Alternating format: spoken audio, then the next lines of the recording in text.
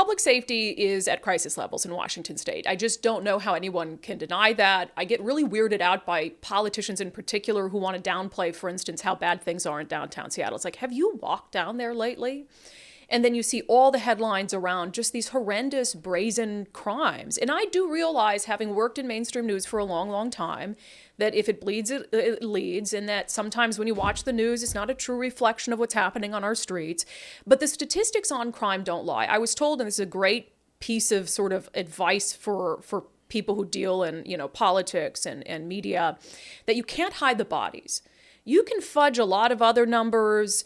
For instance, I think there's a lot of crimes that are underreported, so you don't get a true sense of the extent of the public safety crisis. The one thing you can't hide, you can't fudge, you can't manipulate to fit your ideology, are the bodies. When people are killed, that is a statistic that is very firm. And we know that homicides in Washington state have gone up in dramatic fashion. And there is absolutely a violent crime crisis on our hands.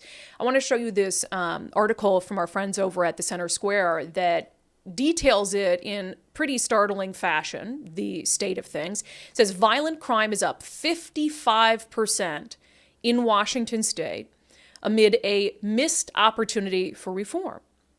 And one of the reasons why this is so significant, and just that statistic, and we're going to dive into it in a moment, the statistic of 55%, because it is above and beyond other places in the country.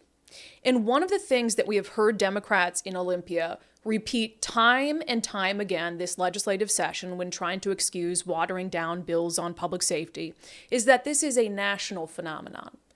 I don't know how many times I've heard Senator Manka Dhingra say, oh, this is a national phenomenon. This isn't a Washington problem. Car thefts are up everywhere.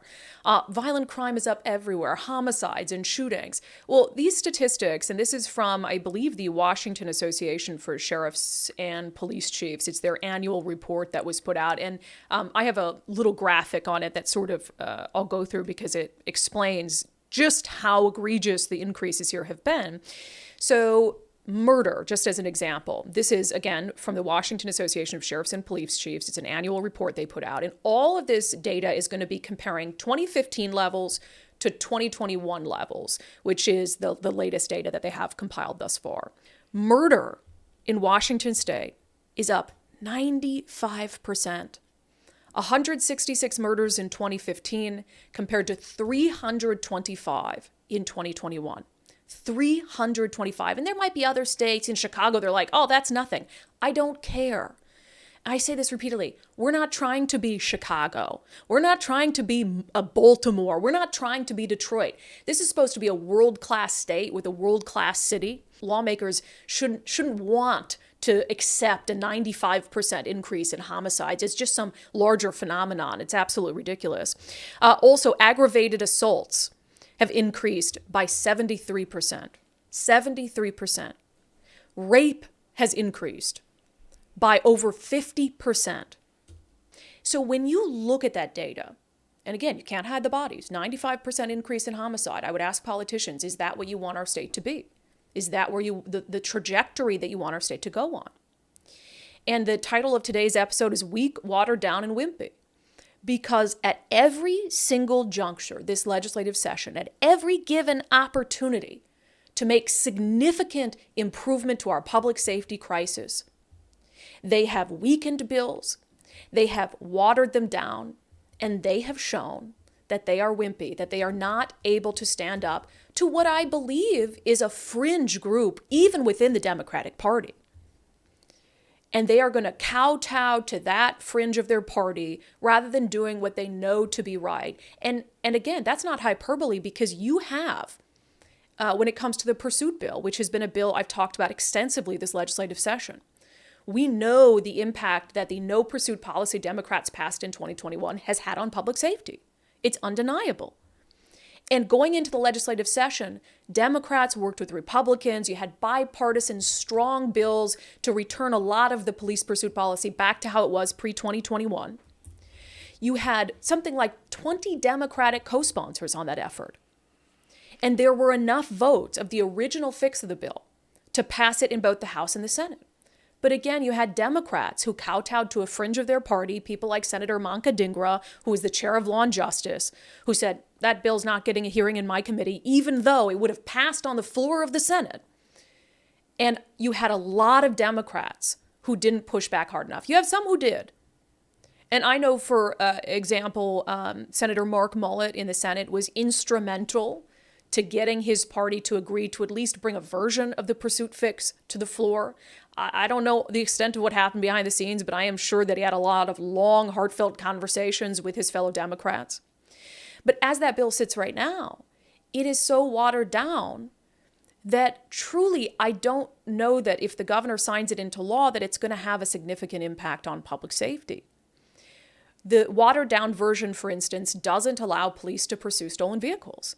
The act of stealing a car, Democrats want to paint it as a property crime. It's just a property crime. Just let them have your car. It's not worth somebody's life.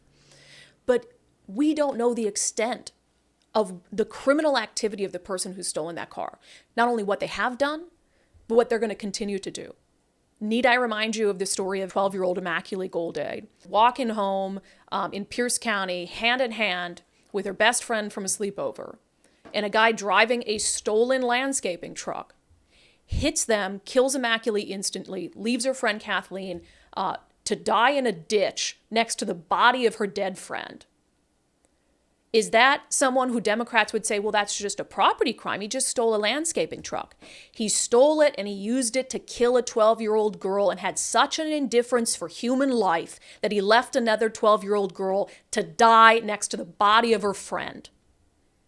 So I don't want to hear the incredibly disingenuous arguments from Democrats that, oh, it's just a property crime, because these people are involved in so much more than that.